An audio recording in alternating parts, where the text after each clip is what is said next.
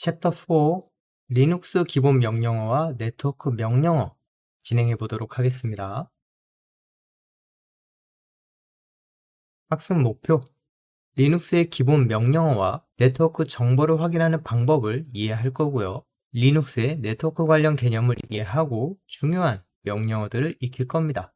그 밖에도 파일의 압축 명령어와 리눅스의 시스템 설정 명령어를 익혀보도록 하겠습니다. 자, VMware를 실행해 주시고요.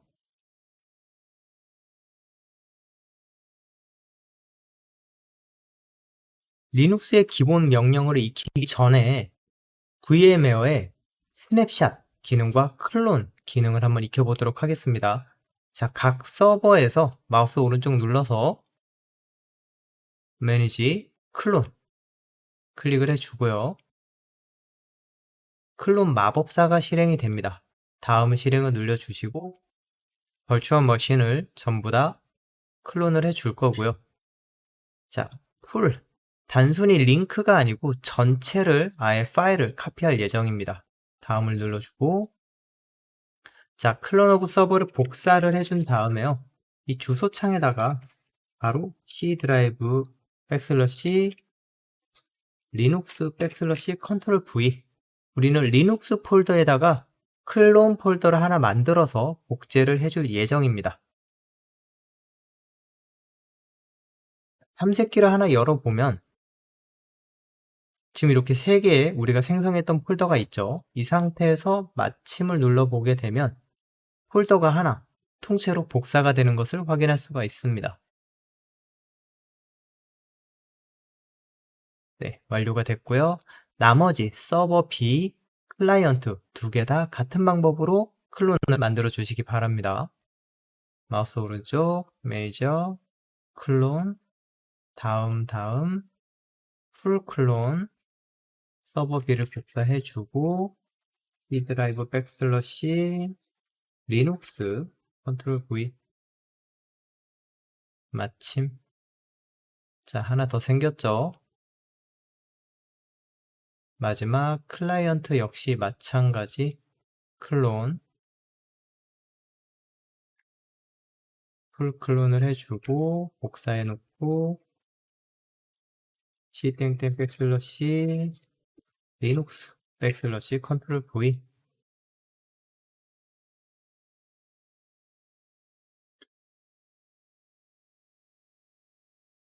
자, 클로즈 이렇게 되면 클론 버전으로 3개가 생겼습니다. 이제는 우리가 리눅스가 어떠한 동작을 하다가 뭔가 안에가 꼬여서 더 이상 동작을 안 하거나 뭔가 심각한 오류로 어떠한 복구도 좀 어려울 때 이제는 우리가 클론 해놓은 파일이 있기 때문에 이것을 그대로 불러올 수 있습니다. 자, 서버 한번 테스트 해볼게요. 클론 서버에서 마우스 오른쪽 리무브 지울 겁니다. 근데 여기에서 리무브는 not delete 디스크를 지우지 않고 여기에는 목록에서만 삭제할 겁니다. 리무브 해보면은 파일은 폴더는 그대로 있는데 리스트만 없어졌죠. 자, 이 상태에서 마우스 오른쪽 오픈 눌러주고요. 리눅스 폴더에서 우리가 서버를 지웠으니까 서버에 들어가면은 VMware 파일이 있습니다. 열기를 눌러주면 네, 서버가 바로 생성된 것을 볼 수가 있죠. 이런 식으로 혹시나 우리가 서버가 무슨 일이 생겼을 때 다시 방금 우리가 이전에 설치했던 가장 따끈따끈한 위치에서 새로 시작할 수가 있습니다.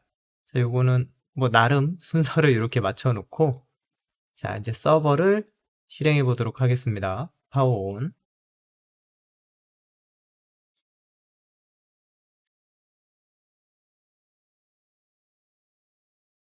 클론으로 파일을 통째로 우리가 만들었다면은 이번에는 스냅샷이라는 기능을 한번 이용해 보도록 하겠습니다. VMware가 가지고 있는 엄청난 장점, 강점이 될 수 있죠.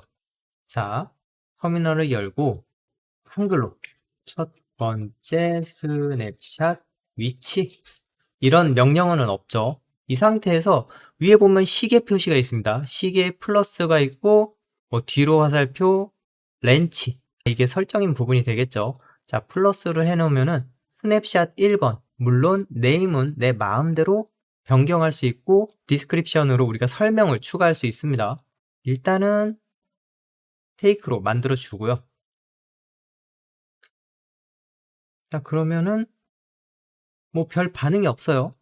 이 상태에서 서버라는 폴더, 우리가 서버 폴더에 들어가면은 스냅샷이라는 게 생겼어요. 아마 여러분들은 스냅샷 1번이지 않을까 싶습니다. 저는 좀 여러 번 테스트를 해보느라 벌써 13번까지 왔는데 파일 용량이 커요. 4기가.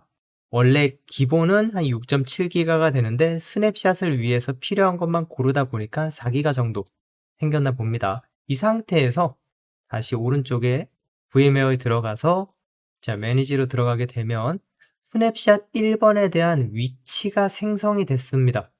현재 위치는 우리가 여기고요. 이 스냅샷은 중간 세이브라고 보시면 됩니다. 다시 클로즈. 이번에는 두 번째 스냅샷 위치. 이 상태에서 다시 스냅샷 플러스 2번을 그대로 테이크 해주고요. 그러면 왼쪽의 폴더에 다시 한번 또 생겼습니다. 13번, 14번. 여러분들 아마 1번, 2번이 되지 않을까 싶어요. 자, 그러면은 역시나 다시 매니저로 들어가게 되면 1번, 2번, here 위치가 되죠. 자, 스냅샷 3까지 한번 만들어 봅니다. 세 번째 스냅샷 위치 해놓고 스냅샷 추가. 자, 그러면은 당연히 스냅샷이 3개가 만들어졌습니다. 하나, 둘, 셋. 자, 이 상태에서 과거로 되돌아가겠습니다. 자, 관리로 들어가서 1번으로 go to 클릭을 하게 되면 1번으로 가겠습니까? 자, 그럼 현재 위치 표시가 났죠? 1번 위치로. 그리고 실제로 이동하는 중입니다. 그러면은 우리가 아까 저장했었던 바로 첫 번째 위치로 되돌아갔어요. 물론 네, 파일 3개는 그대로 있습니다. 자, 이 상태에서 우리가 첫 번째 다시 1 스냅샷 위치라고 해놓고 다시 스냅샷을 만들 때 여기서 좀 보기 쉽게 1-1이라고 하죠. 스냅샷. 자, 그러면 관리로 들어가 보면 1에서 위치되고 1-1이 위치됐습니다. 우리가 지금 이게 보는 것은 이 트리를 보면 마치 시간차인 것 같지만 사실은 하나하나 다 따로따로 포인트 파일로 남겨놓는 것을 보실 수가 있죠. 즉, 우리가 히스토리 같지만 1번을 삭제한다고 해서 1-1이 없어지는 것은 아니라는 얘기. 그래서 언제 어느 순간으로 되돌아갈 수 있고 그 순간을 다시 세이브 해줄 수 있는 게 바로 이 스냅샷 기능입니다. 2번으로 한번 되돌아가 볼까요? 2번으로 go to.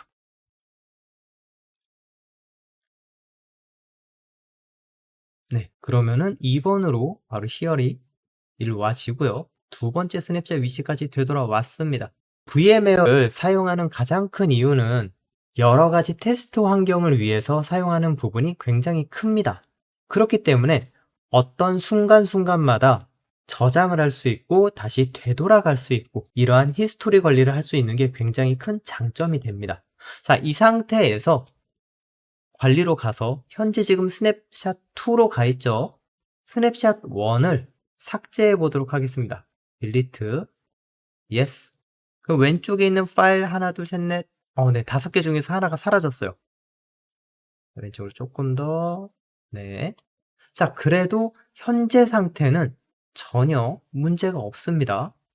다시 관리로 가서 1-1로 한번 go to 해보죠.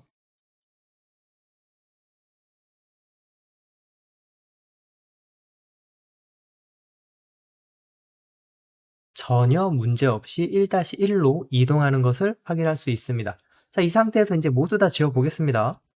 1-1이지만 삭제를 해도 현재 위치 값은 당연히 남아 있습니다.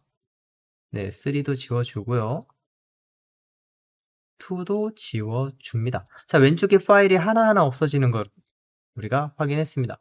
자, 이 부분은 현재 임시 파일이라고 보시면 돼요. 자, close. 자, 이렇게 해서 VM웨어에서 클론으로 아예 통째로 복사를 해놓는 방법과 스냅샷을 이용해서 중간중간 세이브를 할 수 있는 방법을 알아봤습니다.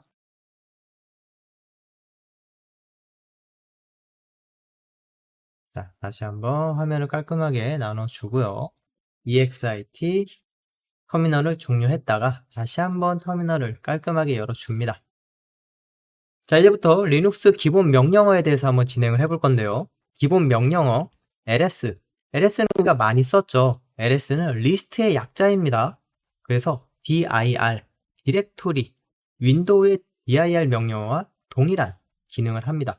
리눅스에서 윈도우로 잠깐 넘어갔다가 윈도우 키를 누르고 있는 상태에서 R, 그러면 왼쪽 밑에 실행이라는 창이 나옵니다. 다시 ESC, 윈도우 키에서 마우스 오른쪽 누르고 실행 버튼을 누르게 되면 이러한 실행창이 나오는데 cmd라고 작성을 해주면 이렇게 검정색의 콘솔 창이 나옵니다. 이 상태에서 dir, 그러면은 디렉토리의 약자인 dir로 윈도우에서는 이 콘솔 창에서 현재 디렉토리에 있는 파일들을 볼 수가 있습니다. 이 기능과 똑같이 리눅스에서는 ls, 자, 물론 윈도우에서는 ls가 없죠. 이렇게 해서 나가는 것도 똑같습니다. exit 누르게 되고요. 다시 리눅스로 돌아와서 이번에는 ls 특정 폴더에 있는 파일을 확인하기 위해서는 ls/etc/systmd 엔터를 하게 되면은 특정 폴더에 있는 리스트들을 확인할 수가 있습니다.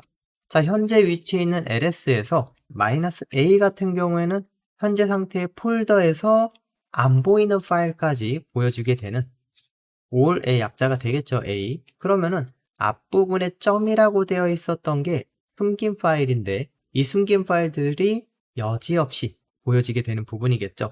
자, 이 상태에서는 파일 이름과 폴더 이름만 알고 있지 언제 생성됐는지, 권한이 어떻게 되어 있는지, 파일 용량은 어떻게 되는지 알 수가 없습니다. 그렇기 때문에 ls-l, 자, 그러면은 권한, 누구의 권한과 파일 용량, 생성된 날짜, 파일 이름 이렇게 우리가 확인할 수가 있죠. 물론 숨어있는 파일까지 같이 볼 수 있습니다.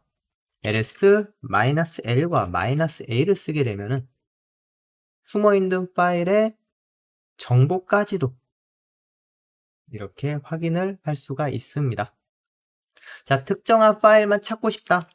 ls 별점, 여기에서 별은 모든 것을 뜻합니다. 모든 파일에 .conf라고 되어 있는 걸 찾아달라. 물론 현재 위치에서 말하는 겁니다. 하지만 파일이 존재하지가 않네요. 다시 한번 ls-l, 자세한 정보죠. 자세한 정보에서 특정 위치 etc의 systmd 슬러시, 이번에는 b별, B로 시작되는 모든 글자, 역시나 없습니다. 뭐 있는 걸 검색해 봐야 될 것 같은데. 자, 우리가 텍스트 1, 2가 있었죠. ls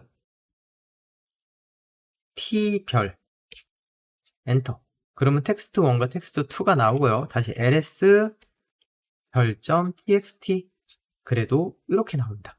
우리가 원하는 부분, 원하는 옵션, 원하는 위치, 원하는 이름, 이러한 부분으로 조금 더 디테일하게 상세하게 원하는 부분만 골라서 검색할 수가 있습니다. 자, 이번에는 cd 명령어. 이 cd는 change directory, cd의 약자로 디렉토리를 이동을 합니다. 우리가 여러 번 많이 했었죠. cd만 쓰게 되면은 나의 현재 루트 디렉토리, 홈 디렉토리로 이동을 하게 돼요. 혹시나 다른 사용자의 홈 디렉토리로 가려고 한다면 cd 물결, 우리가 우분투라는 아이디가 있었죠. 우분투 하게 되면은 이 우분투의 디렉토리는 홈 밑에 우분투라는 위치가 있습니다. 이 상태에서 바로 한 단계 위만 올라가고 싶다면 cd 점점, 점점은 바로 한 단계만 위로 올라가게 되는 부분이고요. 다시 한번 cd 점점을 하게 되면은 홈 위에까지도 올라오게 되죠. 자, 이 상태에서 ls 네, 최상위. 현재 위치는 완전 최상위인데 여기에는 여러 가지 폴더들이 숨어 있습니다. 자, 다시 이 상태에서 절대 경로 슬러시 etc 슬러시 systmd 엔터를 하게 되면은 원하는 위치로 한 번에 이동이 되고요. 자, 이 상태에 자, etc 안에는 어떤 폴더가 있는지 확인해 보죠. cd. 자, ls 뭐가 많이 있네요. 맨 마지막에 있는 pki라는 폴더가 있죠. cd 띄고 pki ls 뭐 요 두 가지의 폴더가 있습니다. 자, 그러면은 나는 현재 cd 점점으로 한 단계 올라갔다가 다시 다른 폴더로 가고 싶다. 그러면은 etc라는 폴더로 들어가죠. etc라는 폴더 안에 마지막에서 두 번째 거 gss라는 폴더로 이동을 해보려고 합니다. 점점 슬러시 gss 한 단계 내려갔다가 그 위치에 있는 gss로 다시 올라가라 라는 뜻이 됩니다. ls. 자, 그러면 뭐 어떠한 파일 또는 폴더가 있죠. 이러한 부분으로 cd를 통해서 어느 위치로 이동, 그게 절대좌표가 될 수도 있고 상대좌표가 될 수도 있는 그러한 위치 값을, 그리고 점점과 위치를 통해서 단계로 우리가 여러 개를 한 번에 줄 수가 있습니다. 자, cd 엔터. 그러면 원래의 홈 위치가 되겠죠. ls. 자, 현재 폴더는 우리가 앞부분에 이렇게 물결로 나와 있는 부분이 있는데 이거에 대한 상세 주소를 알고 싶다? 그러면은 print working directory 엔터. 그러면은 네, 슬러시 루트에 대한 현재 위치를 얘기를 해 줍니다. 자, 다시 이 상태에서 ls 현재 보이는 파일밖에 없죠. 내가 특정한 파일 만들고 싶다. 그러면은 터치로 뭐 abc.txt. 자, 이렇게 되면은 아무것도 내용이 없고 그냥 빈 파일이 생성이 됩니다. ls 다시 마이너스 l. 자, 보게 되면은 abc라는 파일은 용량이 빵입니다. 현재 시간 10월 30, 네, 12시 13분으로 만들어진 부분이고요. 이 상태에서 내가 수정 없이 날짜만 변경하고 싶다. 그러면 다시 한번, 그러니까 약간 갱신되는 부분이죠. 자, 이번에는 우리가 히스토리 기능 위로 터치 띄고 ABC 텍스트. 자, 현재 시간 제가 말하는 동안 1분이 지나갔는데, 자, 엔터를 치고 ls-l로 들어가면 14분으로 바뀌었습니다.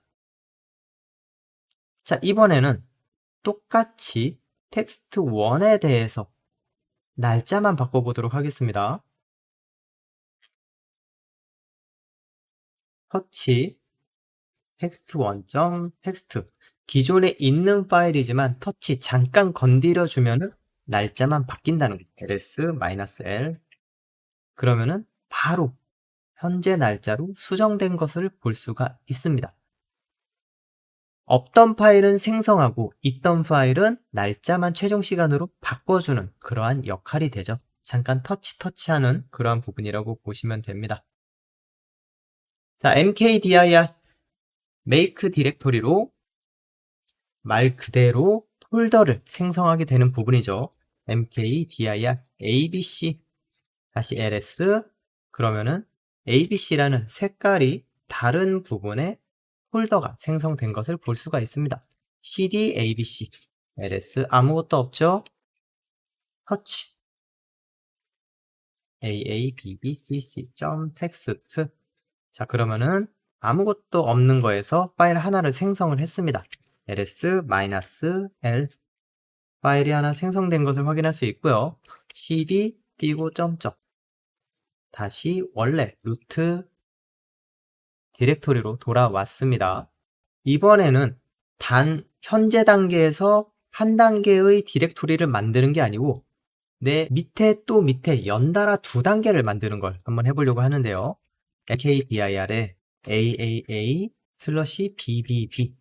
느낌상 AAA와 BBB, 느낌상 AAA와 BBB 두 가지의 폴더를 AAAB 폴더를 만들고 그 안에 BBB 폴더를 만들 것 같지만 한 번에 만들 수가 없습니다. 최종적으로 하나만 만들 수가 있는데 기본적으로는. 하지만 없는 부분을 한 번에 다 만들고 싶다. 그럴 때 마이너스 P를 씁니다. mkdir 마이너스 parents AAA 밑에 BBB도 같이 만들어 달라. 엔터 ls. 그러면 AAA라는 폴더가 생성이 됐습니다. cd AAA 다시 ls. 네, BBB도 동시에 만들어진 것을 확인할 수가 있죠. 자, 이 상태에서 이번에는 거꾸로 폴더를 삭제해 보도록 하겠습니다. cd ls. 당연히 remove 디렉토리 rmdir. 이 상태에서 첫 번째 우리가 만들었었던 abc를 삭제를 해보도록 할게요. abc. 자, 그런데 폴더만 지운다라는 이 명령어이기 때문에 안에 어떠한 파일이 있으면 삭제가 안 됩니다. cd abc 들어가서 ls 누르면 안에 잠시 동안 아무 내용도 없지만 빈 파일을 하나 만들었죠. 이것 때문에 폴더가 한 번에 삭제가 안 됩니다. 그래서 되돌아와서 안에 파일이 있기 때문에 파일과 함께 디렉토리를 삭제하고 싶다면 단순히 rm -r. 이 r은 recursive, 재기적으로 안에 있는 모든 것을 지우고 또 지운다 라는 뜻이 되고요. 그 다음에 띄고 abc라는 폴더 안에 있는 모든 것들을, 물론 이 폴더까지 삭제가 됩니다. 엔터를 치면 네, 아무 반응이 없죠. ls. abc라는 폴더가 삭제되었습니다. 이번에는 다시 mkdir ttt 만들어주고 ls를 하면 ttt라는 폴더가 생성이 됐죠. 폴더 안에 아무것도 없을 테니까 rmdir ttt로 삭제를 해줍니다. ls.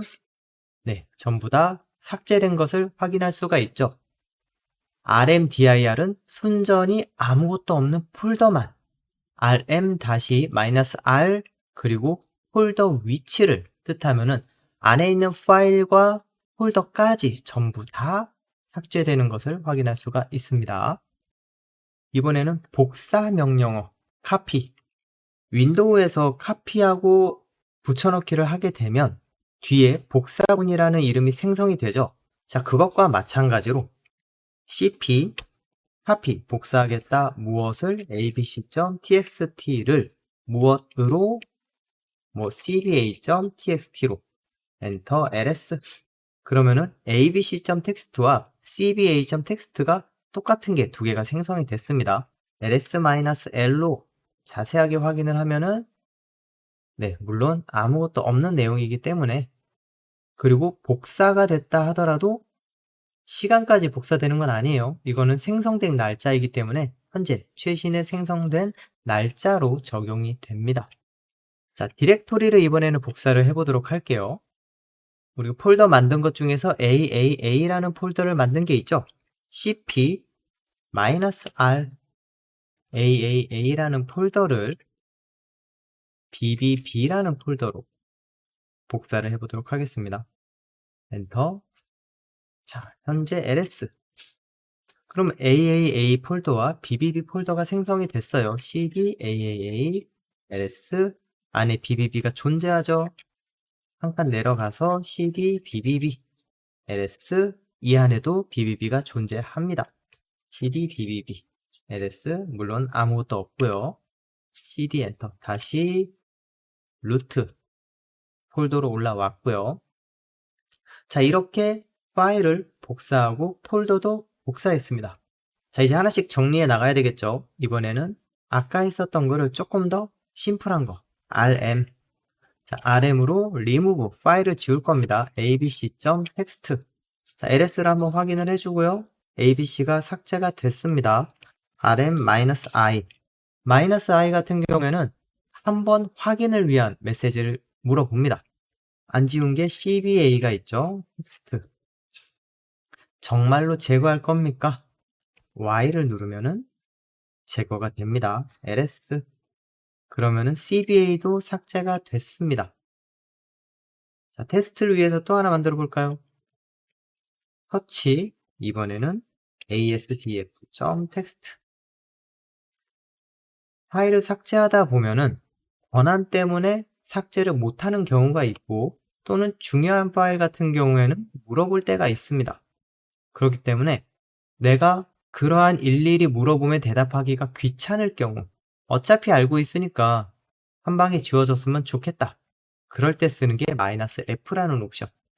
rm -f로 asdf.text ls로 확인을 해보면은 그러네요. 만들어 놓고 확인을 안 했네. 잘 생성이 됐다가 삭제가 됐겠죠. rm의 -r은 우리가 했습니다. 자, 여기에서 AAA를 폴더 통째로 지워보도록 할게요. ls, 네, AAA라는 폴더가 삭제가 됐습니다. 다시 한번 rm -r, 자, 묻지도 따지지도 않고 -f, 이번엔 BBB를 삭제해 보도록 하겠습니다. ls, 잘 삭제가 되었죠.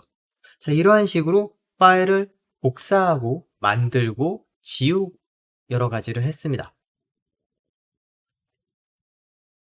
자, 이번에는 move, 이동을 해야 되겠죠? 너무 많이 지웠나요?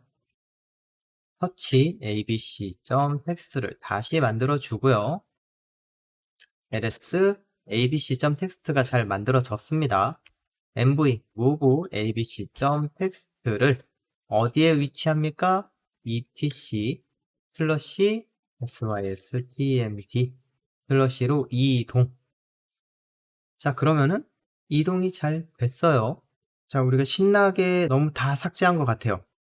mkdir aaa, mkdir bbb, mkdir ccc, 이어서 mkdir dd까지. 자, 그러면은 abcd라는 폴더가 4개가 생성이 됐어요.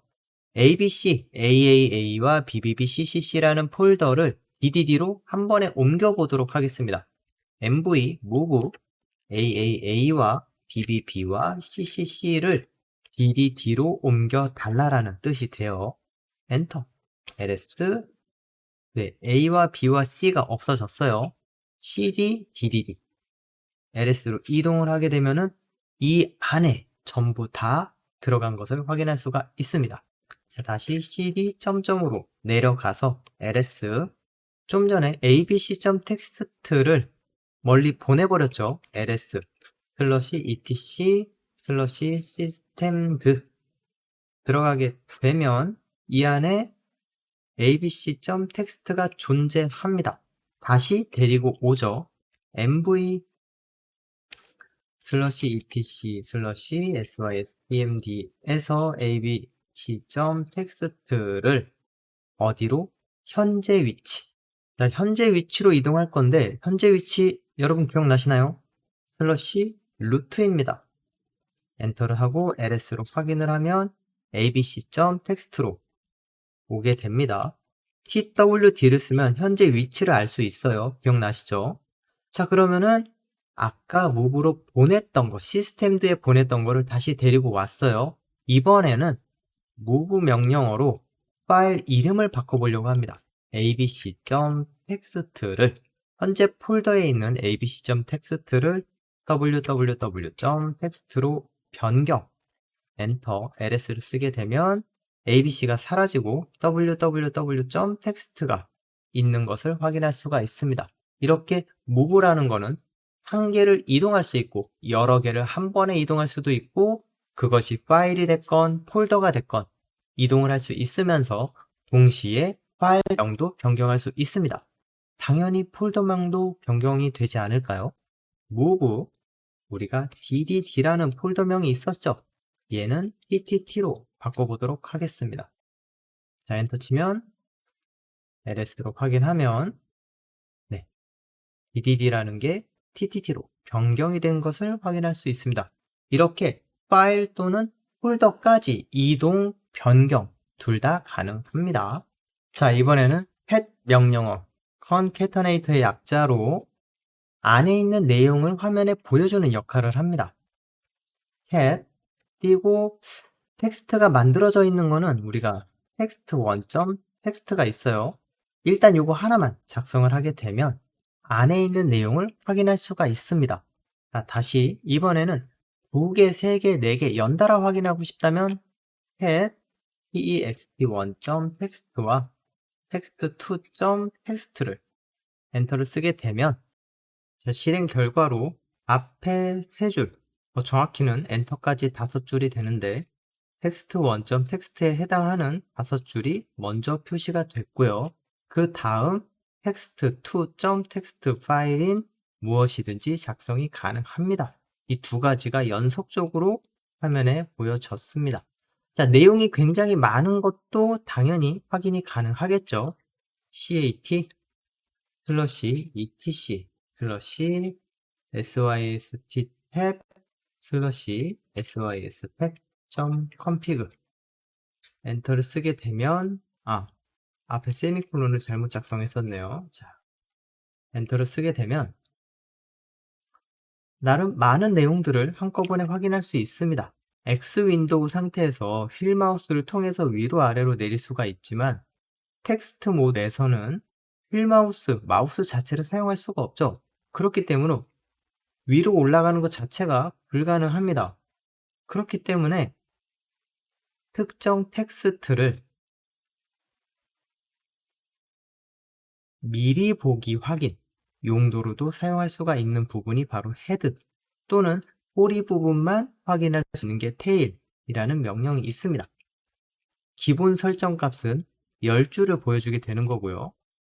헤드 슬러시 etc syst 탭 sys 탭.config 엔터를 하게 되면은 하나, 둘, 셋, 넷, 다섯, 여섯, 일곱, 여덟, 아홉, 10개 기본적으로 10줄을 보여주게 되고요. 자, 키보드 위로 올린 다음에 왼쪽으로 쭉 가서 -3이라고 쓰면은 이 숫자 3은 미리 보기 3줄만 보겠다는 뜻으로 이렇게 3줄만 보게 되죠. 테일, 꼬리 보기로 한다면은 테일 -5 마지막에 5줄만 보겠습니다. etc 시스템 p system.config f 자, 이러면은 마지막에 있는 5줄만 확인할 수가 있습니다. cat 같은 경우에는 전체를 한 번에 보여주고 헤드나 테일 같은 경우에는 일부분만 보여준다면 전체 내용을 조금씩 나눠서 끝까지 보겠다라는 그러한 명령이 바로 more가 됩니다. 자, more 같은 경우에 more 슬러시 etc 슬러시 시스템드 시스템.config 기본적으로 하게 되면은 페이지 단위로 나누어지게 되는데 엔터 그러면은 맨 위에 있는 전체 39%를 현재 보여주고 있다라는 뜻이 되게 되죠. B를 누르면은 앞으로 스페이스를 누르면 다음 페이지로 이러한 부분이 됩니다. 스페이스 다음 페이지 B를 누르면은 다시 앞으로 스페이스 그러면 끝까지 되고 다시 한번 위로 눌러서 엔터를 치게 되면 일부분만 확인이 끝났다. 더 이상 필요가 없다. 그러면 Q를 누르게 되면은 그 자리에서 바로 종료가 됩니다. 해당 파일의 일부분부터 출력하고 싶다면은 커서 위로 눌러서 히스토리에서 more 플러스 10 스페이스 위치 값을 엔터를 치게 되면 해당 파일의 일부분부터 스타트 시작이 되는 거죠. 10번째 줄이 아마 디폴트라는 부분에 주석이 맞나 봅니다. 이렇게 10번째 줄부터 시작이 되고 이 상태에서 스페이스를 누르면 다음 페이지 다시 B를 누르면 이전 페이지 현재에서도 다시 한번 B를 누르면 첫 페이지로 올라오게 되는 부분입니다. 다시 B more를 통해서 일부부터 시작을 했지만 일부부터가 아니고 다시 앞부분을 알고 싶어. 그러면 B 백을 통해서 앞부분을 확인할 수가 있습니다. 이 상태에서 다시 Q로 종료를 하고요. more와 비슷하지만 한 줄 한 줄 커서 키를 통해서 우리가 확인할 수 있는 부분 그것이 바로 리스가 되겠습니다. liss etc systemd system.config 자, 그러면은 보여지는 것은 똑같아요. 하지만 커서키를 아래로 내리고 위로 올리고 오른쪽 왼쪽 오른쪽 왼쪽 아래로 페이지 다운 페이지 업 일반적으로 메모장 다루듯이 우리가 왔다 갔다 할 수 있습니다. 이 역시 마찬가지로 다음 페이지로 가고 싶다. 스페이스, 백으로 가고 싶다. B, 여기서 끝내고 싶다. Q. 모어에서 좀 더 확장된 기능이다 보니까 모어가 가지고 있는 기능들을 그대로 가지고 있습니다. 당연히 플러스 10, 플러스 10 넣어서 원하는 부분부터 확인이 가능하죠. 위로, 아래로, 오른쪽, 왼쪽, 쭉. 자, 해당하는 파일이 조금 더 구체적으로 어떤 파일인지 보여주는 명령어가 있습니다.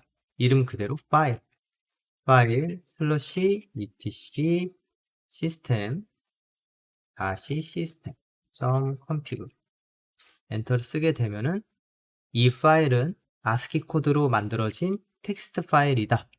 다시 한번 파일 in gzip 해당 파일은 어떤 파일이라고 조금 더 구체적으로 보여주게 됩니다. 자, 화면을 깨끗이 하고 기본적인 명령어는 여기까지 해볼까요? PLEAR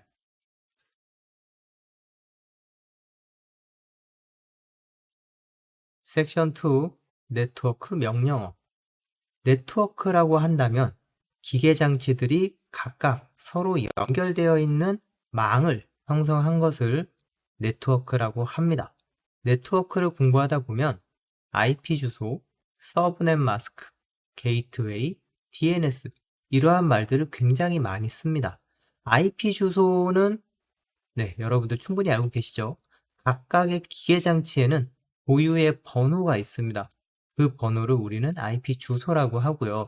지금 현재 여러분들이 사용하고 있는 컴퓨터 각각의 IP 주소가 있겠죠.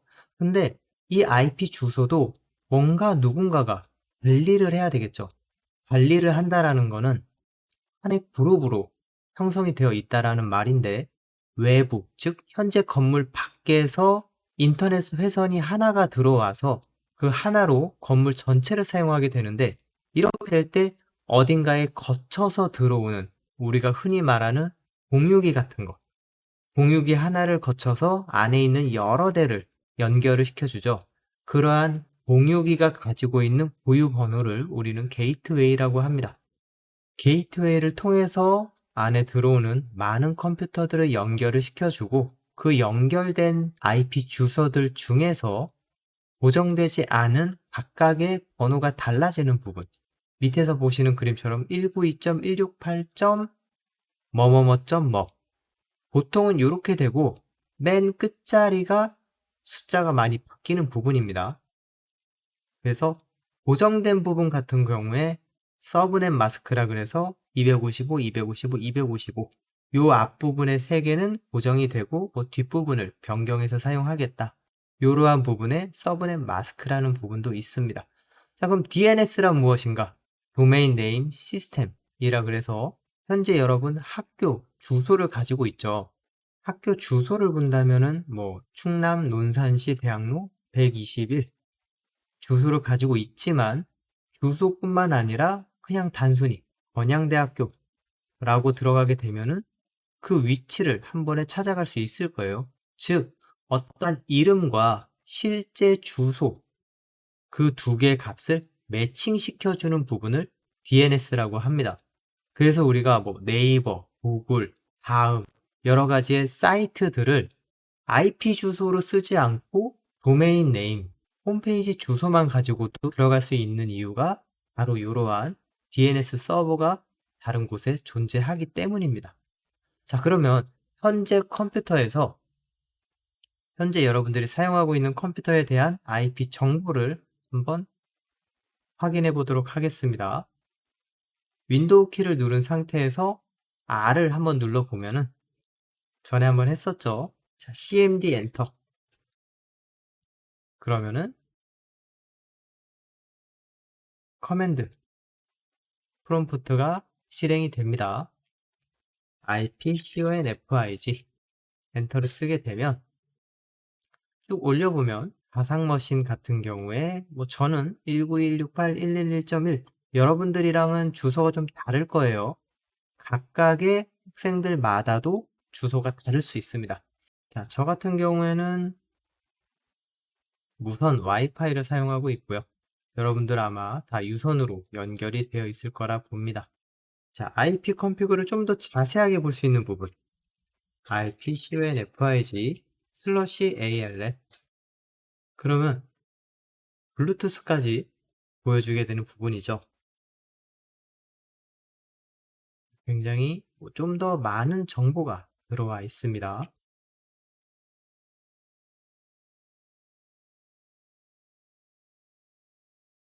자, 현재 커맨드는 exip 종료해 주고요. VMware로 다시 되돌아와서 리눅스에서 IP를 확인해 보도록 하겠습니다. 자, 일단은 현재 지금 서버가 실행이 되고 있고 서버 B도 실행해 주고 클라이언트도 실행을 해 줍니다. 켜지는 동안 다시 서버로 돌아오고요. 윈도우는 IP 컨피그, 리눅스는 IF 컨피그를 씁니다. IP를 알기 위해서 IP를 쓴 게 맞는데 리눅스 같은 경우에는 IF, 인터페이스의 약자로 네트워크 인터페이스를 설정하고 관리하는 데 사용되기 때문에 오히려 IP 컨피그보다 범위가 훨씬 더 넓은 거라고 보시면 되겠습니다. IF, UNFIG, ENS32.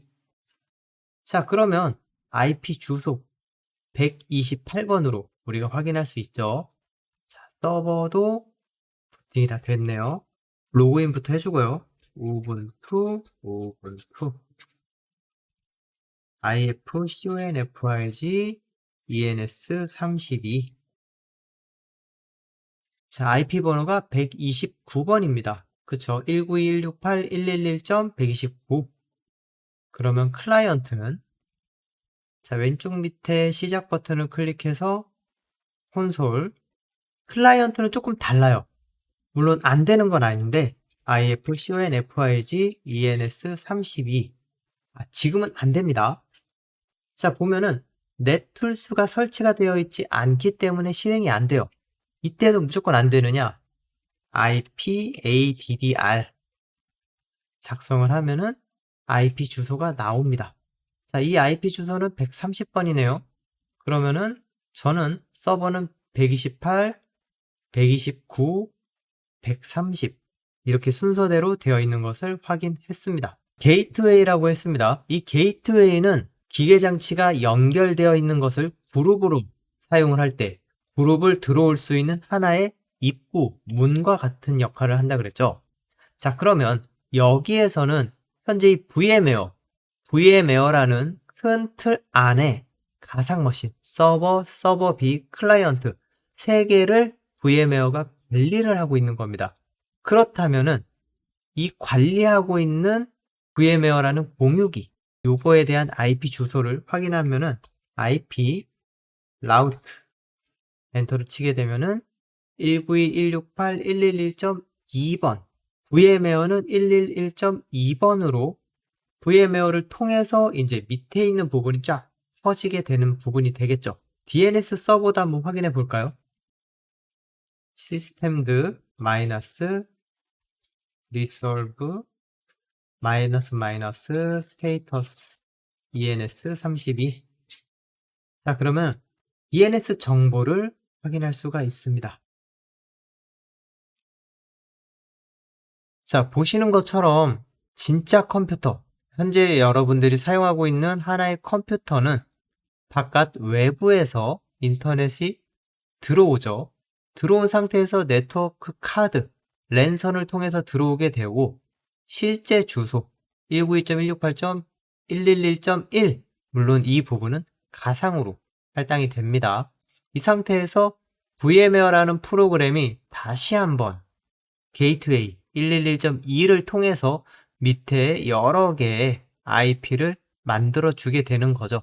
가상 머신을 여러 개 만들수록 IP 주소를 하나씩 할당하게 되어 있겠죠.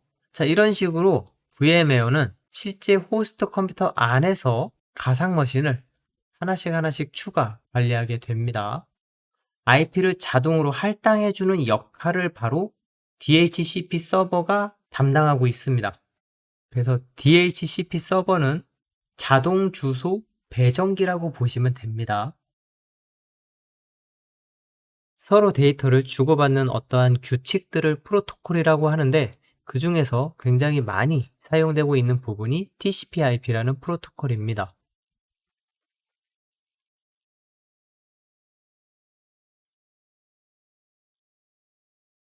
TCP, Transmission Controller Protocol, IP, 인터넷 프로토콜 이렇게 구성이 되어 있고요.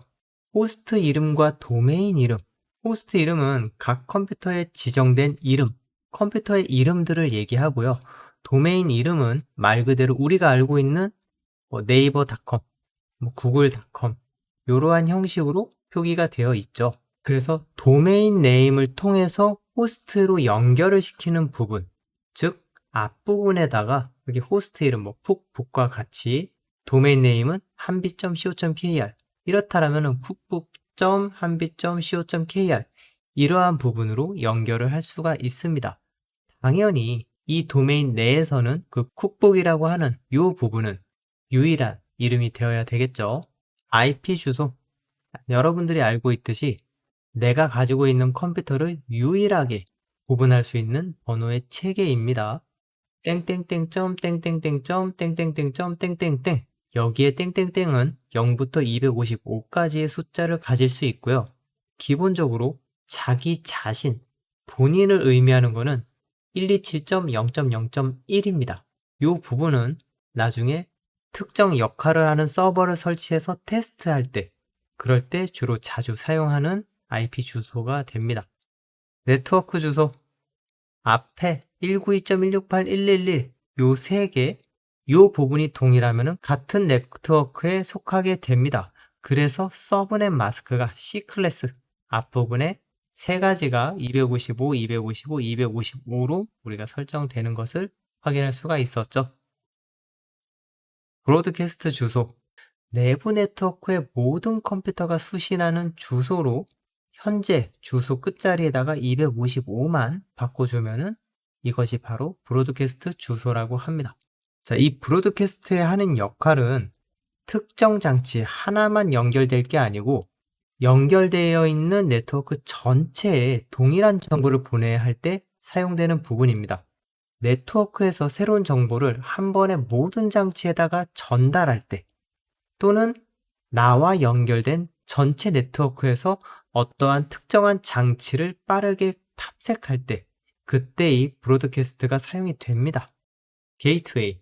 게이트웨이는 아까도 말씀드렸듯이 내부와 외부를 연결하기 위한 컴퓨터 또는 장치를 의미를 합니다. 그렇기 때문에 외부 네트워크에 접속을 하려면 게이트웨이의 IP 주소를 알아야 내부에서 그 문을 똑똑 두드리고 외부로 연결을 하겠죠.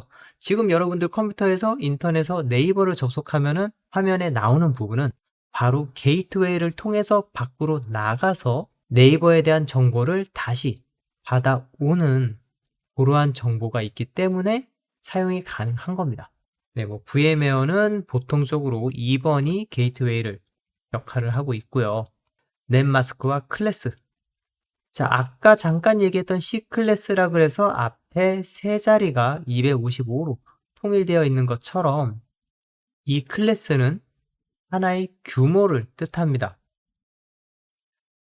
가장 소규모 같은 경우에는 253개에 대한 PC를 연결할 수가 있겠죠. 왜 253개냐? 브로드캐스트와 게이트웨이 주소를 2개를 빼면은 그쵸, 255개에서 253개가 남는 부분이 되겠죠. 이러한 것처럼 이 상위 버전은 당연히 255, 255 2개만 사용이 될 겁니다.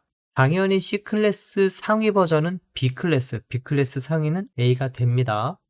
DNS 서버 주소, 특정 네임, 주소를 IP 주소로 변환해주는 서버를 얘기합니다. 그래서 특정 DNS 서버를 보면은 그 서버 안에 IP 주소와 도메인 네임이 같이 매칭되어 있는 정보를 가지고 있습니다. 그래서 DNS 서버에 우리가 어느 주소에 갈 건데 그 주소는 어떤 IP로 연결되어 있어? 라고 물어보게 되면은 바로 그거에 대한 IP 주소를 응답을 함으로써 특정 사이트에 연결을 할 수가 있는 거겠죠. 자, 리눅스에서 네트워크 장치 이름, 우리가 ipconfig ENS32를 썼는데 물론 33으로도 인식될 때가 있습니다. 이 부분은 리눅스에서 네트워크 랜카드가 장착이 됐을 때 장치의 순번에 따라서 32번으로 연결될 수도 있고 하나 더 연결된다면 33번으로 연결이 될 수도 있습니다. 이러한 부분으로 뒤에는 랜카드가 하나밖에 연결이 안 되어 있기 때문에 32번으로 사용했었던 부분입니다. 네트워크를 잠시 정지하고 가동시키는 부분으로 if down all, if up all 이런 식으로 작성을 해서 사용할 수 있습니다. 잠깐 한번 해볼까요? 서버로 들어가서 자, 인터넷 하나 한번 열어보죠. 인터넷 한번 열어보고 네이버 해볼까요?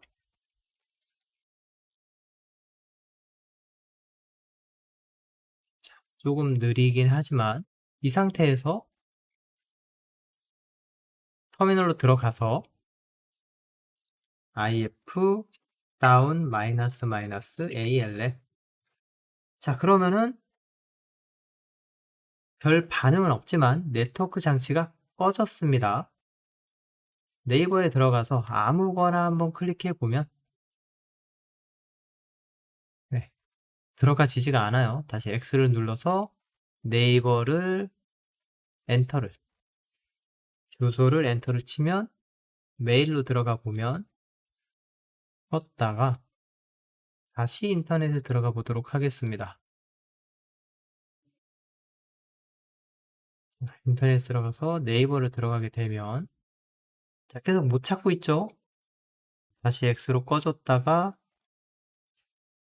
if up 다시 ALL 동작을 시켜놓고 파이어웍스를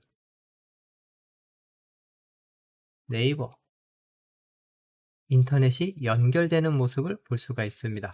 자, 이런 식으로 네트워크를 껐다가 켰다가 할 수 있는 부분이 있죠. X 네트워크 매니저를 통해서 다시 한번 설정 값을 확인해 보도록 하겠습니다.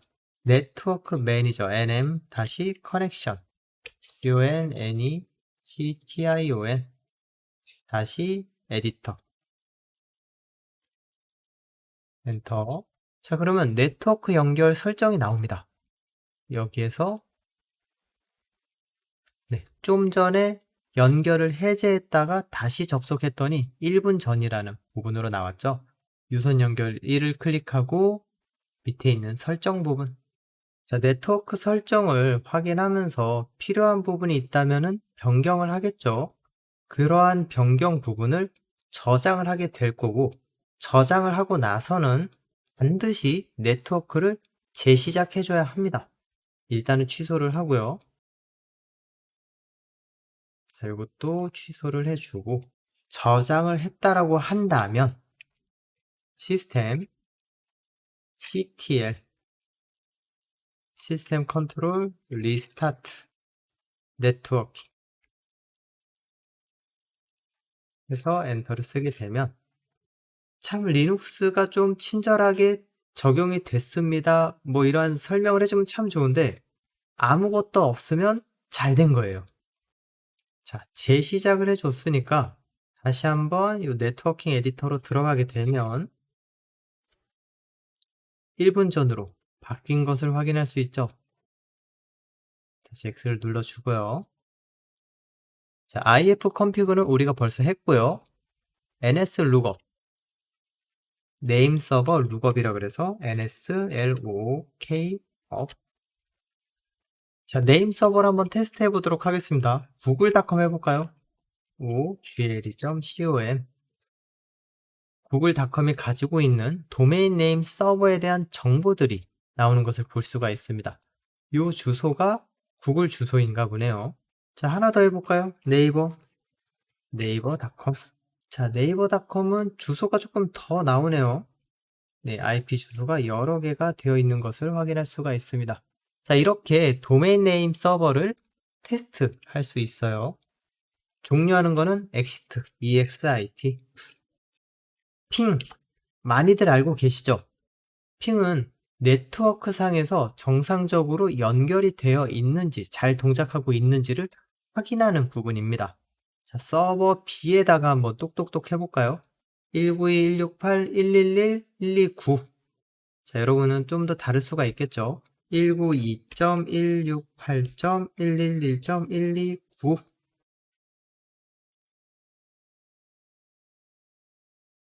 자, 엔터를 치면 네, 잘 응답하고 있다라고 데이터가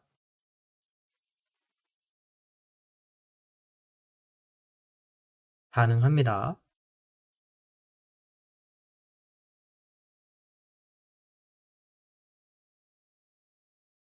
자, 이것을 멈추고 싶으면은 컨트롤 C. 그러면은 중간에 강제 종료가 됩니다. 자, 이렇게 컴퓨터가 잘 연결되어 있는지 핑과 IP 주소를 통해서 확인할 수가 있습니다. 우리가 이렇게 여러 번 네트워크와 관련된 파일들은 etc/netplan이라는 폴더에 다 들어가 있는데 여기 안에서 텍스트를 일일이 편집하는 것보다는 GUI를 사용하고 있는 X 윈도우를 사용하는 것이 훨씬 더 편하겠죠. 그래서 이 명령어로 키보드와 마우스를 이용해서 사용하는 게 훨씬 편합니다. etc resolve.config. 자, DNS 서버 정보 호스트 이름이 포함된 파일로 임시로 사용되며 네트워크를 재시작할 때마다 초기화가 됩니다. 호스트, 현재 컴퓨터의 호스트 이름이랑 FQDN, Fully Qualified Domain Name으로 우리가 좀 전까지만 해도 뭐 google.com, 네이버.com 이런 식으로 썼는데 그 앞부분에 www 또는 뭐 메일 또는 FTP 앞에 들어가는 호스트 네임이 있었죠. 그러한 부분까지 전부 다 저장하는 파일을 이 호스트입니다. 고정 IP 주소 변경하기. 자, IP 정보를 확인하는 건 우리가 좀 전에 했었죠. 이 설정 창으로 한번 다시 들어가 봅니다. 위로 올려 보면은 네트워크 매니저 커넥션 에디터가 있죠. 엔터를 쓰면은 여기서 유선 연결 1번 설정 창으로 들어가서 IP 버전 4 설정으로 들어갑니다. 현재는 자동으로 되어 있어요. DHCP 서버를 통해서 우리가 자동으로 할당을 받는 형태입니다. 자, 이 자동을 수동으로 변경을 해주고요. 추가를 합니다. 자, 주소를 작성해 줍니다. 192.168. 세 번째 거는 여러분들 각자 번호를 확인했죠? 그 부분에다가 그 다음 뭐 100번 마지막 번호는 2번과 255를 제외한 다른 숫자를 써야 되겠죠? 게이트웨이와 브로드캐스트의 주소를 제외한 값을 써야 됩니다. 넷마스크 255.25.25.0 게이트웨이 192.168.111.2 엔터 DNS 서버 8.8.8.8 자, 저장을 눌러주고요. X를 눌러주고 자, 그러면 실시간으로 적용된 것을 볼 수가 있네요. 적용됐는지 다시 한번 확인해 보도록 할게요. 설정 들어가서 IP 버전 4에 자, 적용은 잘 되어 있습니다. 취소로 꺼주고요. 자, 이제 재부팅을 하고 IP가 적용이 됐는지 확인해 보도록 하겠습니다. 리부트.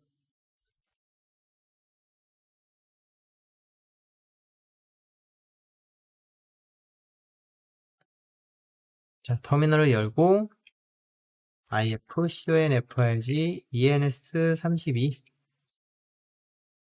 자, 그러면 IP 주소가 변경된 것을 확인할 수가 있습니다. 뒷자리가 100, 100으로 변경이 됐죠. 자, net status에 net stat -rn으로 게이트웨이도 확인을 합니다. 게이트웨이 끝자리 2번으로 변경이 된 것을 확인했고요. DNS 서버까지 확인을 해 봐야 되겠죠. 시스템드 resolve 마이너스 마이너스 stat us status ens 32. 자, 그럼 DNS 서버까지 변경이 됐습니다. 자, DNS 서버가 잘 동작이 되는지 확인하기 위해서 인터넷을 하나 연결을 해 봅니다. 자, 파이어폭스 열어주고 네이버 잘 들어가시네요. 자, 인터넷 잘 연결되는 것을 확인하고 X를 눌러서 꺼주고요. 이번에는 DNS 서버가 오류가 났다라는 가상으로 한번 설정을 해보도록 하겠습니다. 실제 있지 않는 주소를 넣어보도록 할게요. DNS를 다시 한번 수정을 해보도록 하겠습니다. 자, 위로 누르면은 이전에 썼던 정보들이 나오죠. 엔터. 네트워크 설정 IP DNS 서버를 왼쪽 화면처럼 100. 자, 쓸 때마다 옆에서 터미널이 난리가 나네요. 100.100.100. 저장을 눌러주고 X를 눌러주고요. 하지만 마지막 것까지 저장이 잘 되었었죠. 아까도 확인을 했듯이. 자, 이제 관련 서비스를 잠깐 중지시켜 보도록 하죠.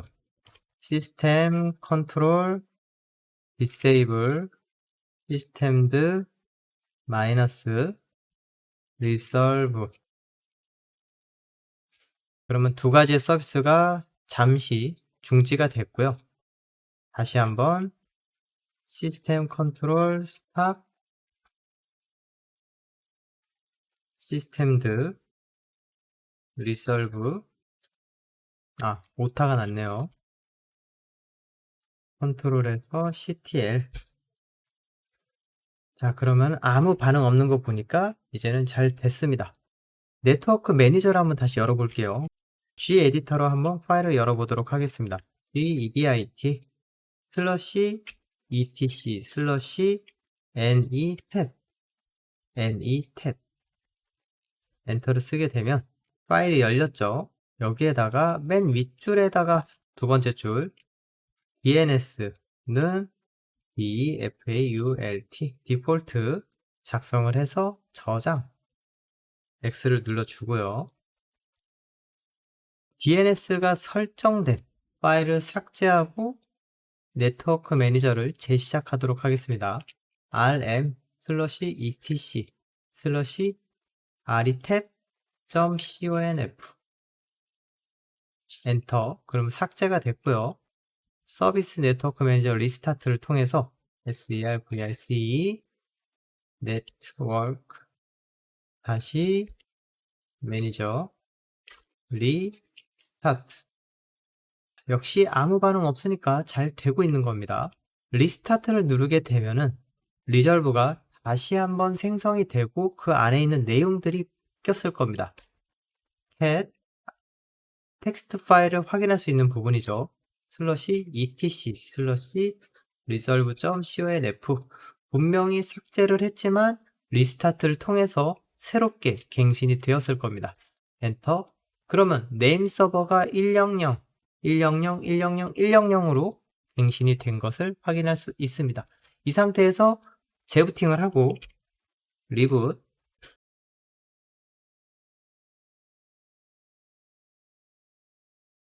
자, 인터넷 연결. 네이버로 들어가면 응답이 없습니다. 네, 네이버를 다시 한번 클릭을 해도 응답이 없고요. 유튜브 아무것도 응답이 없습니다. 자, X를 눌러주고요. 당연히 그 이유가 도메인 네임 서버가 정상적이지 않기 때문이겠죠. 마우스 오른쪽 터미널. 자, 네임 서버 룩업. 네임 서버 테스트죠. 서버라고 치게 되면 어떻게 세팅되어 있는지를 확인할 수가 있고요. 이 상태에서 www.naver. 그러면 반응이 없습니다. 당연하죠. 100점, 100점, 100점, 100이라는 IP 주소는 도메인 네임 서버가 아니기 때문에 아무리 정보를 달라고 해도 줄 일이 없죠. 그래서 다시 네임 서버를 세팅하도록 하겠습니다. 서버 8.8.8.8 테스트를 위한 임시 적용이고요. 자, 그러면은 네임 서버가 바뀌었고요. www.naver 그러면은 IP 주소가 나왔죠. 자, www를 써서 이 주소가 나온 부분이고요. naver만 치면은 아까와 같이 3개에 대한 IP 주소가 나오는 것까지 확인을 했습니다. 자, 엑스트로 종료를 해주고요. 자, 원상복귀 시켜야 되겠죠. gedit /etc resolve.config 자, 네임 서버는 8.8.8.8 세이브 저장해주고 X 눌러주고요. 그 다음에 다시 한번 DNS 서버 네트워크 매니저 다시 커넥션 다시 에디터 설정으로 들어가서 IP 버전 4 DNS 서버를 8888 저장 X 눌러주고 리붓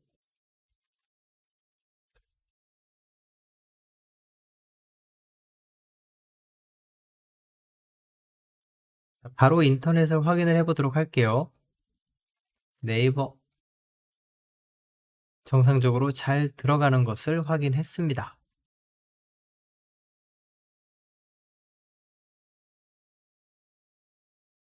섹션 3 파일 압축과 묶기 흔히들 알고 있는 ZIP, zip이라는 압축이 있죠. 자, 요거 말고도 리눅스에서는 XZ, bzip2, gzip 이러한 부분의 압축 방식이 있습니다. 한번 해보도록 할게요. 서버에서 마우스 오른쪽 터미널 열어주고요. ls-l을 선택을 합니다. 압축이 얼마나 잘 되는지 확인하기 위해서 약간 용량 큰 거를 해보도록 할게요. 저기 boot.iso 파일이 있죠. 78메가입니다. xg 띄고 boot.iso 자, 엔터 실행을 하게 되면은 기존에 있던 파일은 삭제하면서 그 파일을 압축 파일로 만들어 줍니다. 살짝 걸릴 거예요. 가상 머신이다 보니까 기존의 속도보다는 좀 느립니다. 자, 압축이 됐습니다. 다시 ls-l ls-l 스페이스 띄워줘야 되겠죠.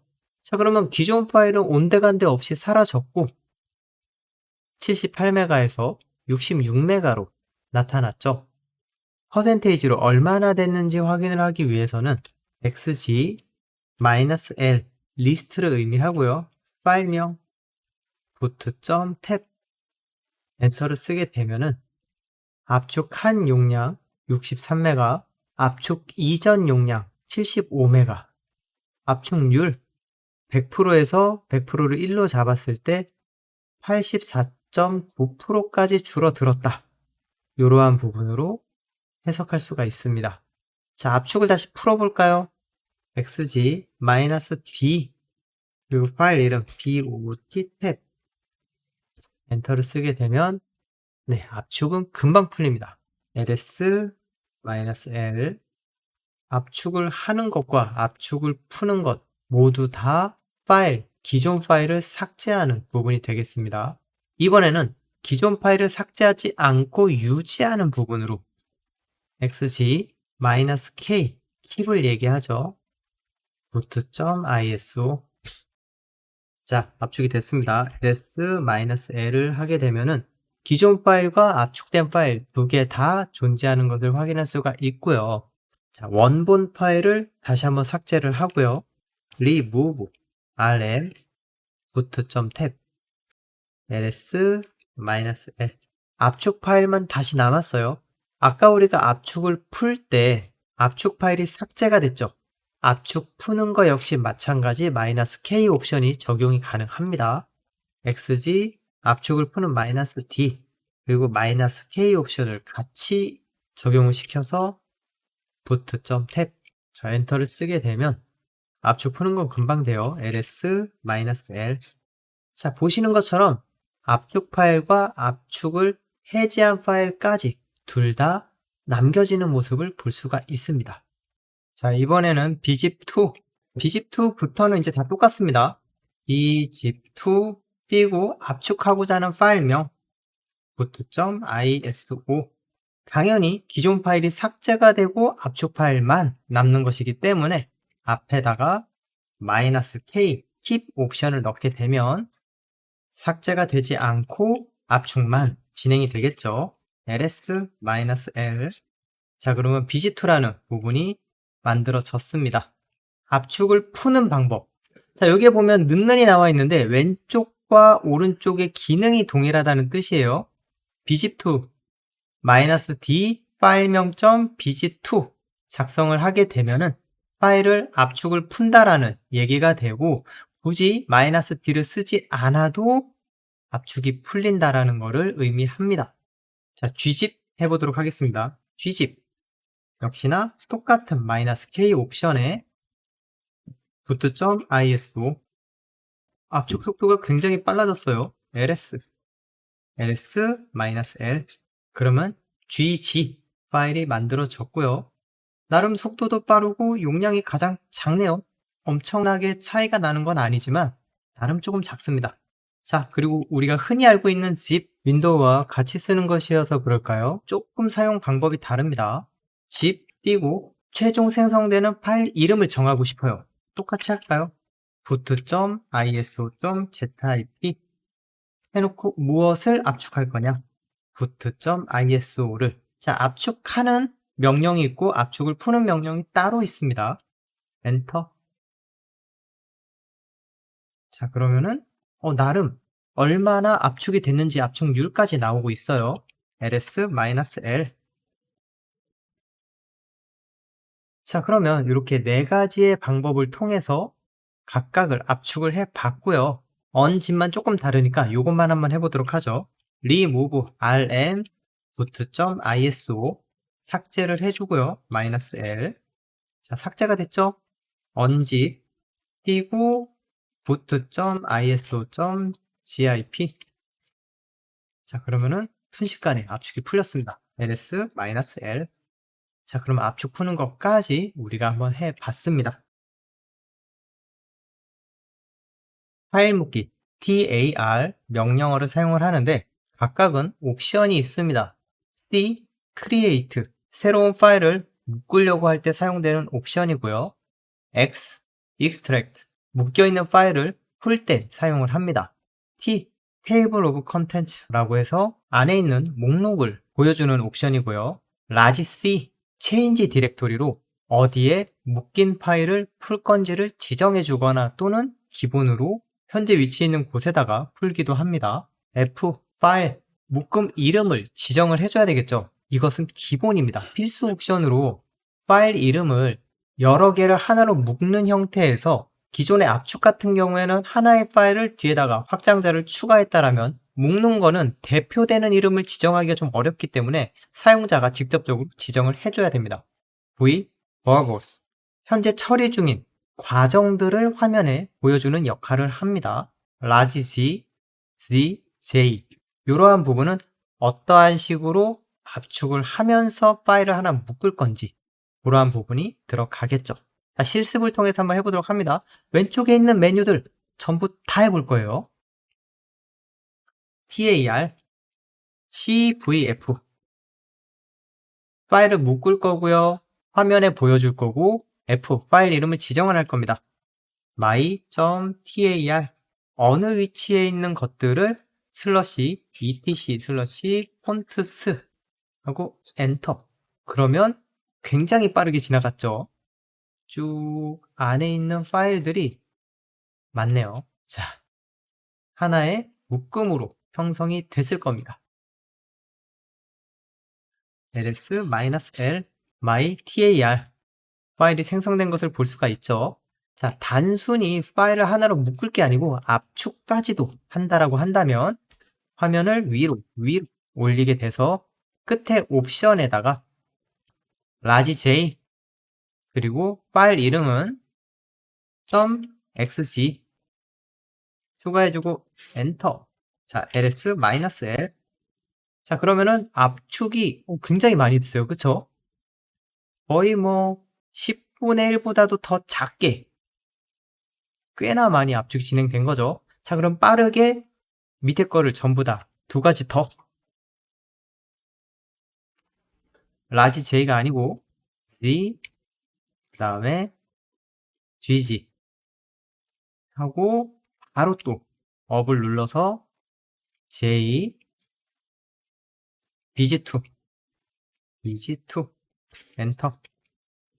자, ls-l 압축까지 적용된 묶음 파일이 생성된 것을 확인할 수가 있습니다. 자, 파일 안에 있는 내용을 한번 확인해 보도록 할게요. tar, tvf 옵션을 주고 my tar 그러면은 어떤 폴더 위치에 있는 데이터들이 묶여 있는지 확인할 수가 있고요. 자, 디렉토리가 좀 길어서 전부 다 두 줄씩 나오는데 적당히 확인해 보는 걸로 하고 이번에는 묶은 파일을 풀어보도록 하겠습니다. 풀릴 때 어떤 식으로 풀리냐면은 딱 보시면 etc라는 폴더 안에 있는 걸 우리가 파일을 묶었죠. ls-l, ls-l 그러면은 여기에는 etc라는 폴더가 없습니다. 그쵸? 묶음 파일을 풀게 되면 이 안에 있는 게 현 위치에 그대로 풀리게 됩니다.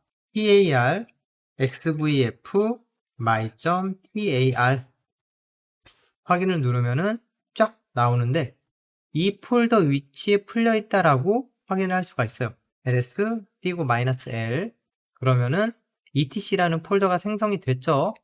cd etc ls cd 폰트스 ls 자 그러면은 cd conf.avail ls 안에 파일들이 많이 있죠. 이러한 것처럼 폴더 안에 묶음 파일이 풀어지는 것을 확인할 수 있습니다. cd 하면은 루트의 홈 위치로 이동을 하게 되죠.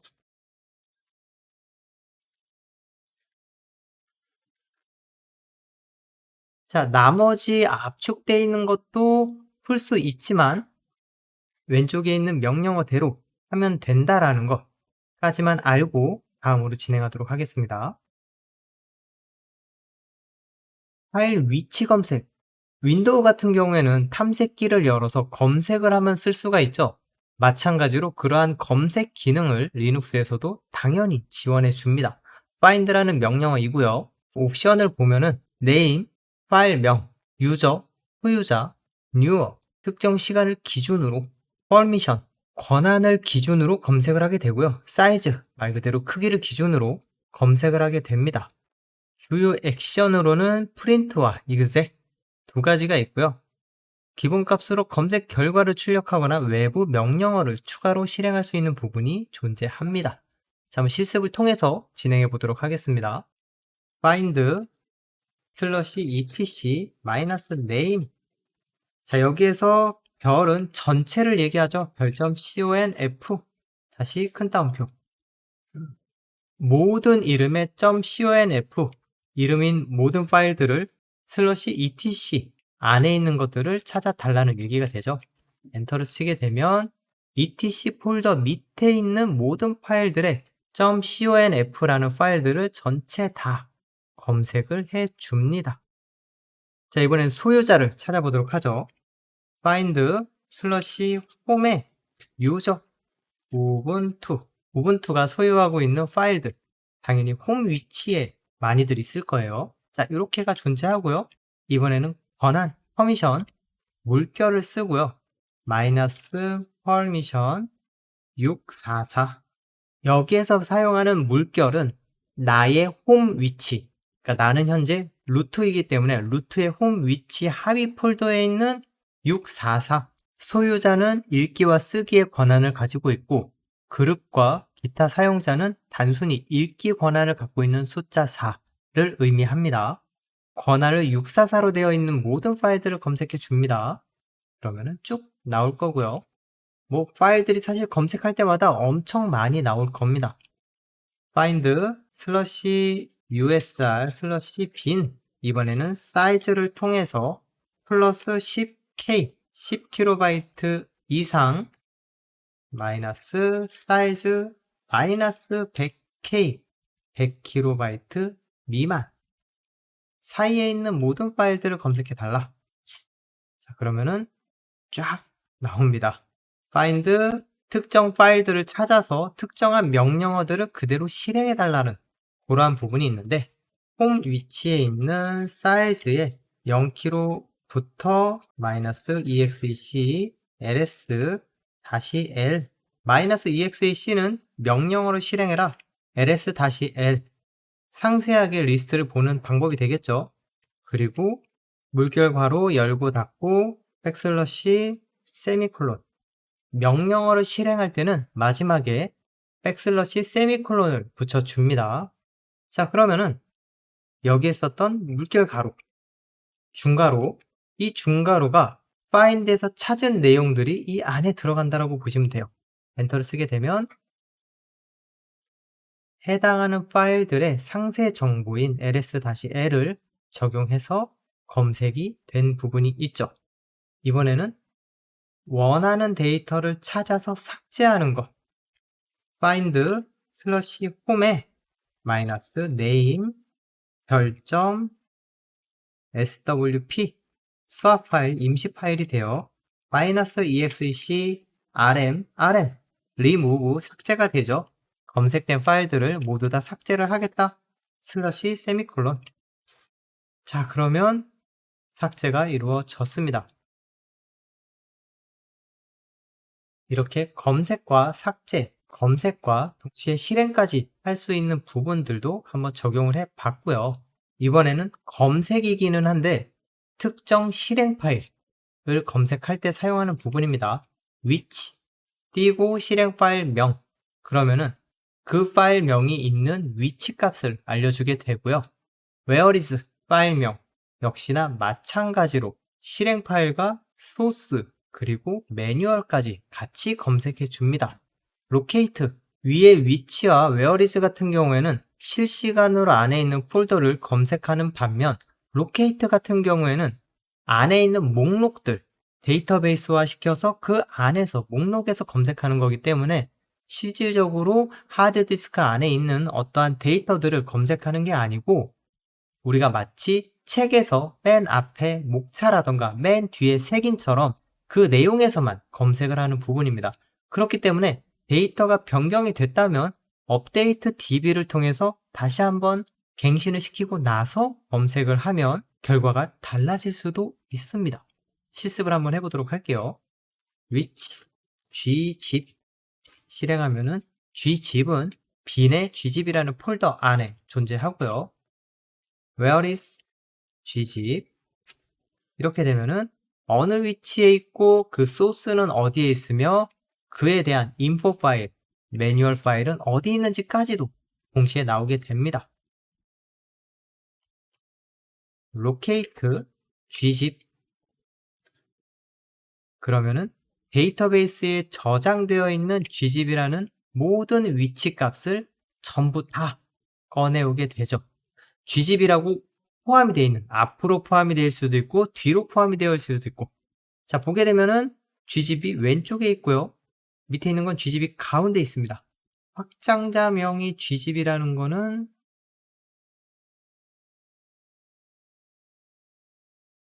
gzip이 굉장히 많네요. 자, 어쨌건 gzip이 포함되어 있는 모든 폴더 또는 파일 이름으로 되어 있는 모든 리스트를 알려주게 됩니다. 이렇게 파일 검색까지 해보았습니다.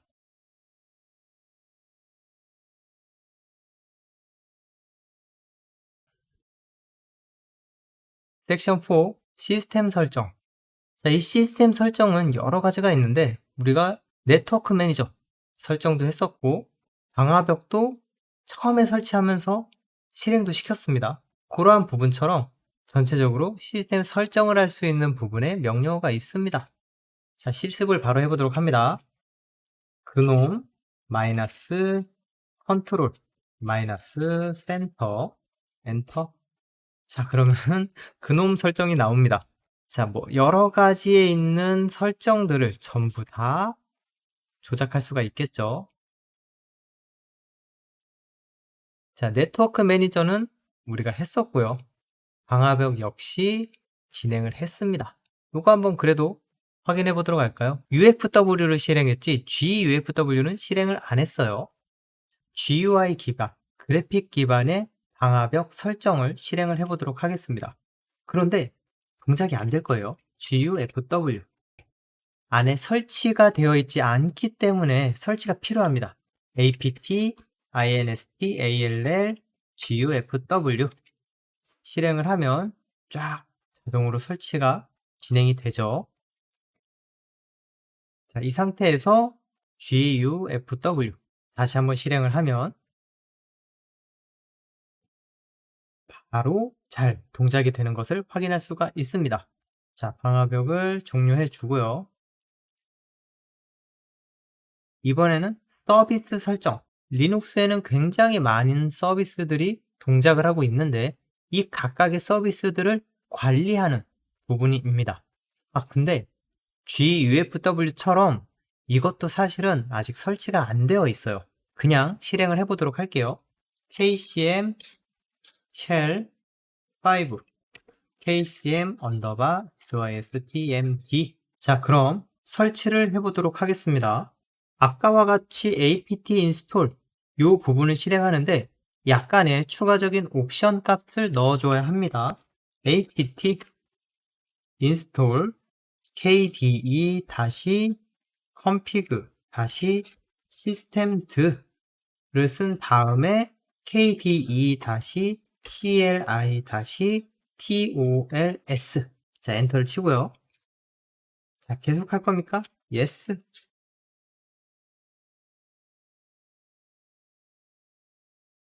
자, 그럼 뭐가 설치가 쭉 진행이 됩니다.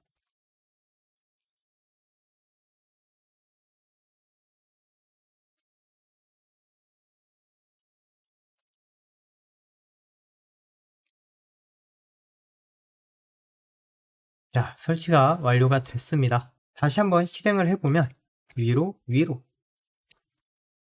시스템 설정 모듈이 실행이 됐습니다. 여러 가지 서비스들을 확인할 수가 있겠죠. 이 정도로 그냥 확인하는 정도로만 하고 확인을 눌러주고요. 이번에는 파이프와 필터, 리디렉션에 대한 기능을 이용해 보도록 하겠습니다. 두 가지의 기능, ls-l 어느 루트에 슬러시 etc에 있는 루트를 검색을 하는데 shift 백슬러시 이렇게 긴 짝대기 표시가 되는 부분에서 LESS 이 LESS 같은 경우에는 한 페이지씩 또는 위, 아래, 오른쪽, 왼쪽으로 한 줄씩 확인할 수가 있습니다. 그래서 이걸 실행을 하면 첫 번째 페이지가 나오고요. 이제 아래 확인하면서 이용할 수가 있습니다. 페이지 다운 쭉 이렇게 해서 두 가지의 기능을 하나의 기능으로 합쳐서 이용을 할 수도 있는 부분이 있고요. 자, 이번에는 필터 기능을 해보도록 하겠습니다. ps-ef 이 기능은 모든 프로세서의 번호를 출력하는 부분이에요. 엔터를 쳐보면 많은 프로세서에 대한 번호들이 쭉 나와 있죠. 이 부분에서 필터 grep ps-ef shift 백슬러시 grep bash 그러면은 bash가 포함되어 있는 프로세스만 골라서 나오게 될 겁니다. 엔터를 쓰게 되면은 네, 딱 두 개가 나오죠. 이러한 부분으로 필터링 할 수도 있고요. 리디렉션 기본적으로 화면에 보여주는 어떠한 기능을 화면에 보여주지 않고 텍스트 파일로 저장하는 역할을 합니다. ls 스페이스 -l을 하게 되면은 이렇게 화면에 보여지는 이 부분을 ls-l 띄고 오른쪽 꺽쇠 오른쪽 방향으로 list.txt로 저장하겠다. 자, 그러면은 이렇게 아무 반응 없이 저장이 잘 됐어요. 안에 내용을 확인해 보겠습니다. cat 띄고 list.txt. 자, 그러면 텍스트 내용이 안에 쫙 나왔죠. 비교할 수 있는 게 LS를 눌렀을 때는 컬러풀하게 나왔지만 지금은 텍스트 파일이기 때문에 그냥 흰색 글씨로 보여지게 됐습니다. 그냥 ls 띄고 오른쪽 커서를 하고 list.txt. 그냥 ls를 하면 상세한 정보가 안 나오고 파일 이름만 나오겠죠. cat list.txt. 그러면은 내용만 들어간 것을 확인할 수가 있습니다.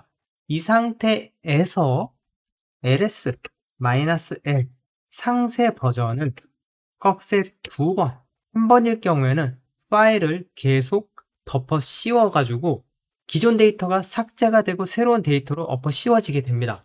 하지만 꺽쇠를 2번을 하게 되면은 기존 데이터가 삭제가 되지 않고 그 뒤에 이어서 출력이 되는 부분이죠. list.text cat list.text를 하게 되면 쭉 올려보면은 그렇죠. 위에 있던 그냥 ls 내용과 ls-l 내용이 둘 다 내용이 들어가 있는 것을 확인할 수가 있습니다. 어떠한 기능을 텍스트로 집어 넣는 게 있다면은 반대로 꺼내는 게 있겠죠. 꺼낼 때 정렬해서 꺼내는 부분도 있습니다. sort 오른쪽 꺽쇠 list.text. 자, 그러면은 네, 아무래도 한글 히읗이 맨 밑에일 거고요. 쭉 올리면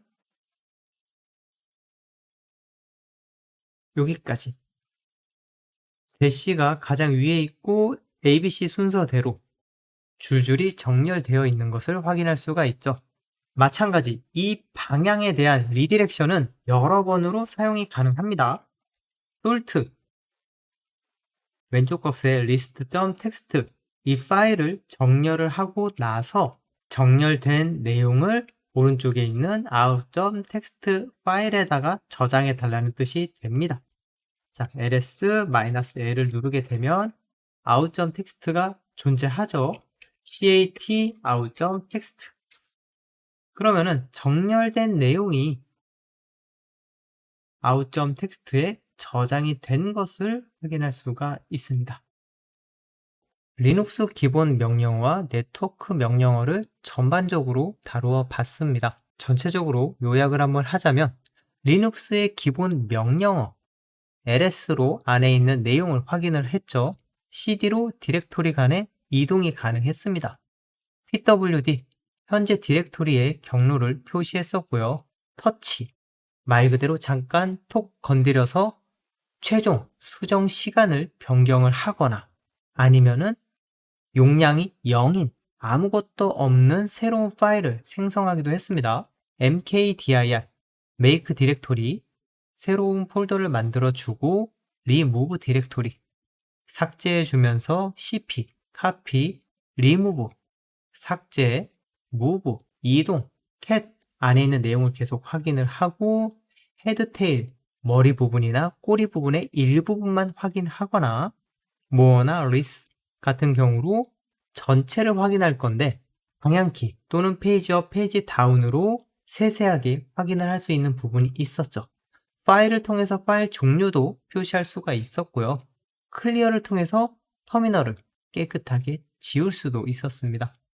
네트워크 정보를 확인하기 위해서 윈도우에서는 ipconfig 또는 ipconfig/o를 사용을 했고요. 이 결과에 나와 있는 안에 있는 내용들을 확인하다 보면은 vmnet8이라는 IP 정보가 있는데 이것이 바로 VMware의 정보였습니다. 리눅스 같은 경우에는 ifconfig를 사용을 했죠. 인터페이스 설정으로 오히려 IP에 관련된 내용보다 더 많은 정보들을 확인하고 수정할 수 있는 부분으로서 ENS32 같은 경우에는 리눅스에서 하드웨어, 네트워크 카드가 연결된 순서에 따라 ENS32 또는 ENS33, ENS33번으로 확인이 될 수 있었습니다. 또는 클라이언트, 후분투에서 IP 어드레스, ADDR 이라는 명령어로 IP 주소를 확인했고요. 각각의 게이트웨이를 확인하기 위해서 IP 라우트라는 명령어도 실행을 했습니다. DNS 정보도 확인을 했었고요. 보시는 그림처럼 실제 컴퓨터, 진짜 컴퓨터에서 외부 인터넷에서 네트워크 카드, 랜 카드를 통해서 인터넷이 들어왔을 때 컴퓨터 내부에서는 VM웨어가 실행이 되고 있었고, 이 VM웨어 안에서도 우리가 리눅스 B 클라이언트 3개의 가상 머신을 통해서 각각의 IP를 할당받아서 동작을 했습니다. 이 VM웨어에서는 외부 인터넷과 내부 가상 머신과 연결을 해줄 수 있는 이 게이트웨이, IP 번호는 대부분 뒤에 있는 숫자 2를 사용을 하고요. 그리고 DHCP 서버, 이 서버 역시 각각의 IP들을 자동으로 할당해주고 한꺼번에 연결되어 있는 모든 장치들에 대한 정보를 전달하거나 기타 필요한 정보들을 확인하는 역할을 하고 있는 DHCP 서버는 IP 주소가 마지막 자리가 254번이 할당이 되죠. 이러한 네트워크에서는 TCP/IP 프로토콜, 기계장치들끼리 어떠한 규칙을 통해서 정보를 주고받는데 가장 많이들 사용하고 있는 게 TCP/IP 프로토콜이고요. 호스트 이름, 각각의 컴퓨터가 가지고 있는 고유 이름을 뜻합니다.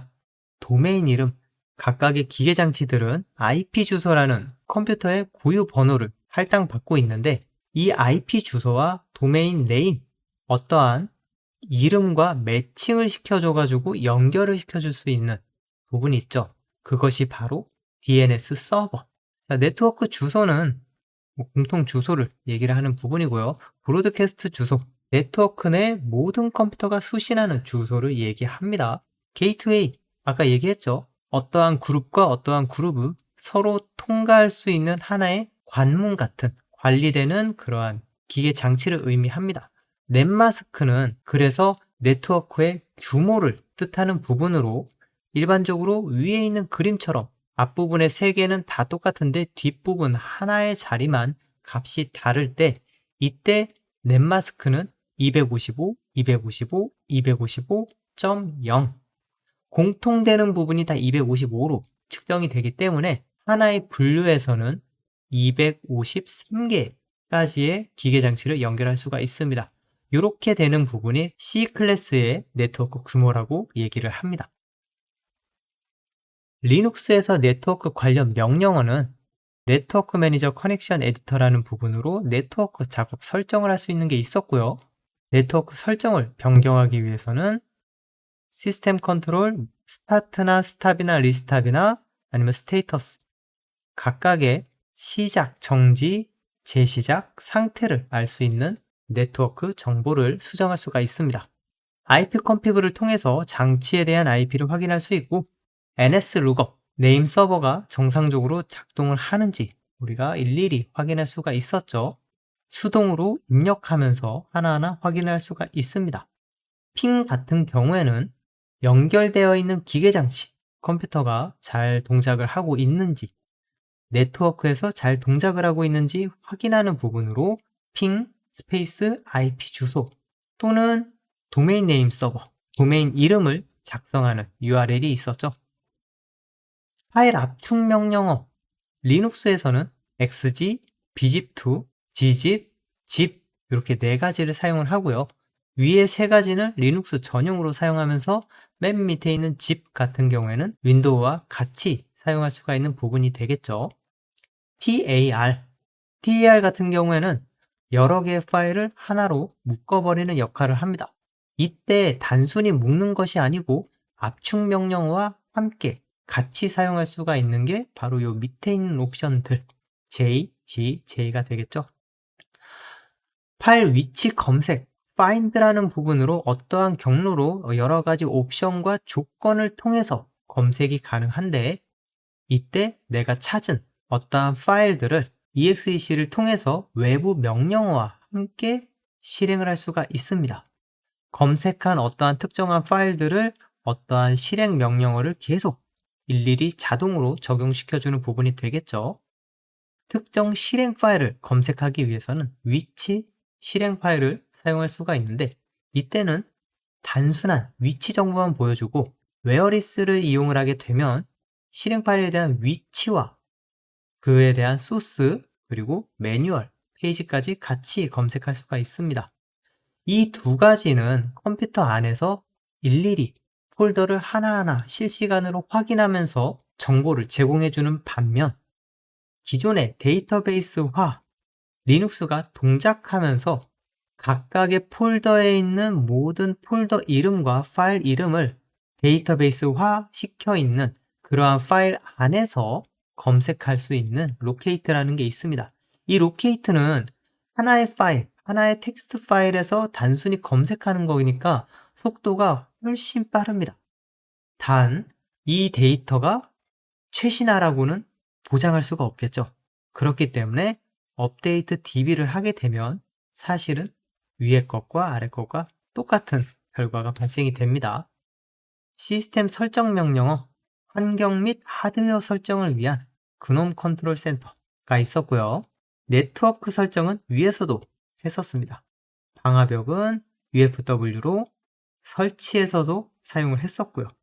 서비스 데몬 설정 KCM 쉘이라는 부분으로 우리가 실행을 했었죠.